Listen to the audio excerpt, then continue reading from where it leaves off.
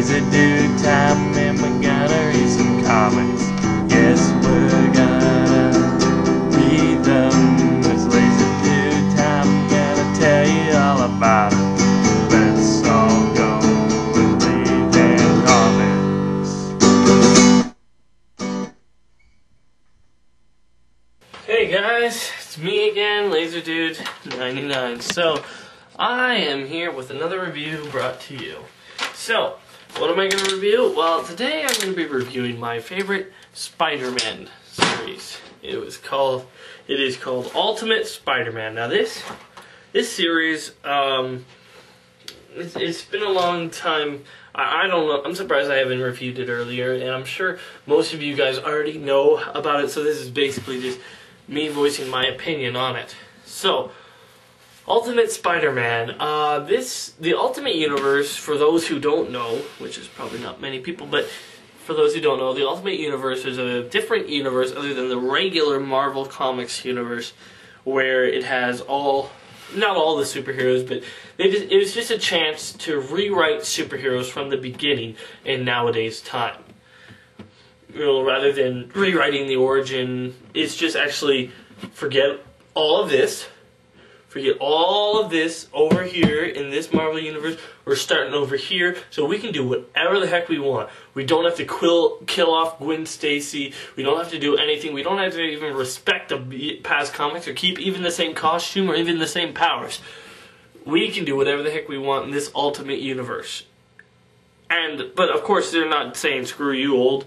They do have different things. They do pay tribute to the old, but they want to do it their own way without having to be tied to anything.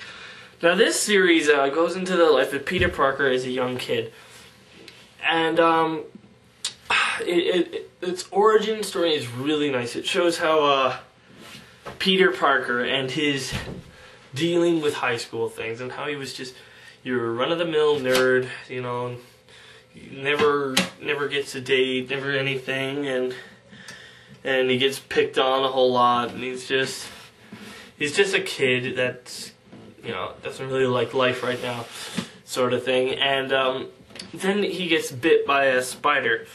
Now, as I recall, I never read the original comic or re-release of it or anything, but as I recall, it was just a radioactive spider that was in this lab that he was visiting for a school field trip.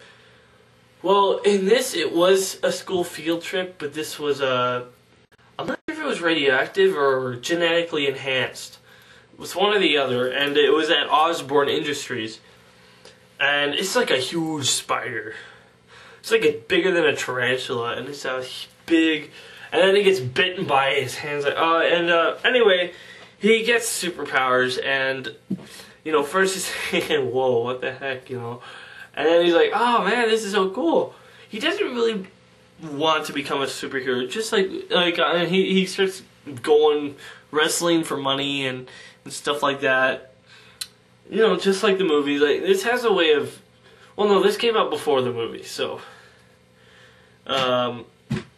Anyway, so he goes into a wrestling thing, and it just goes into his entire history.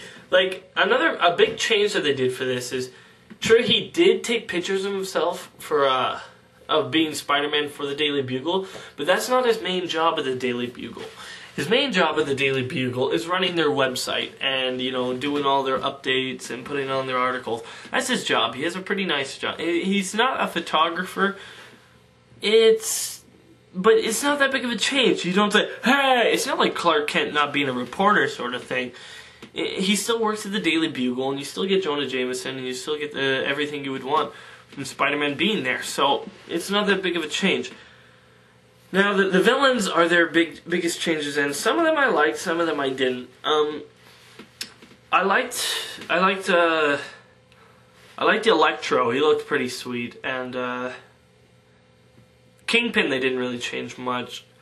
Green Goblin is a big change, but I don't hate it. I think it's cool, but I'm not sure if it was right to do. I mean, he's just more like a big monster sort of thing rather than sly goblin. But as I said, they're in their own universe, so they can do whatever the heck they want. But the Norman Osborn character is dead on. He has this sort of, I'm more powerful than you, and you have to kiss my foot sort of thing.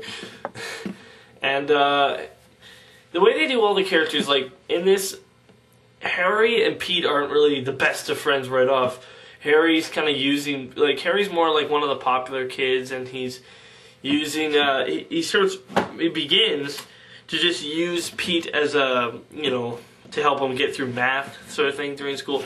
But after there's an incident and Harry has to get sent away, and then Pete starts writing Harry.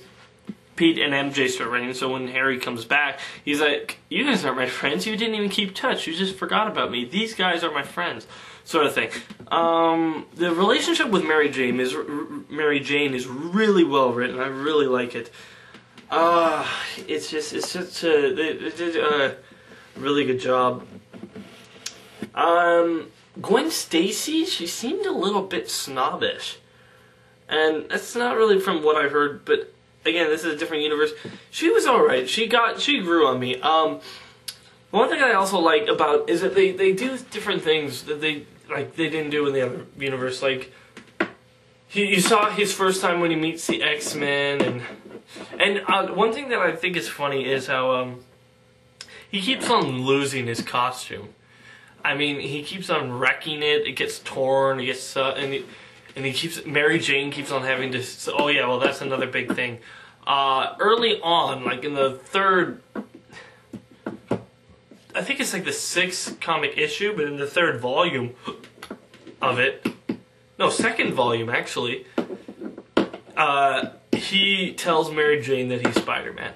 Like right away, right off the bat. And it's good, I love the way that how they work with that. And the different things, how, you know, sometimes she thinks she's, you know, in danger, and then sometimes he thinks that she's too much in danger, and it's just the relationship works pretty well. A lot of people find out that he's Spider-Man. Green Goblin knows, Doc Ock knows. Oh, Doc Ock they did a great job on, and they just did a good job on lots.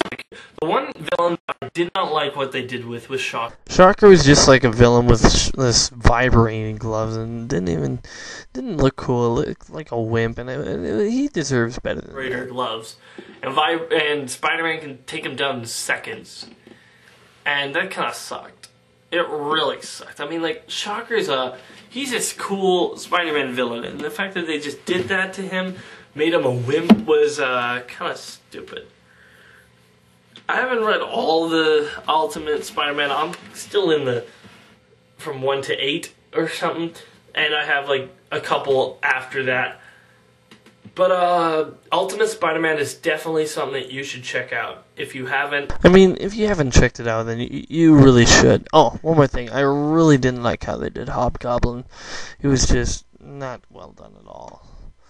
But the rest of it was really well written and really well done, and the best Spider-Man stuff out there, I think. So remember, I'm LazyDude99. If I don't like it, it's not worth it. Be sure to check out more of my other videos on my channel, and wait for more coming soon.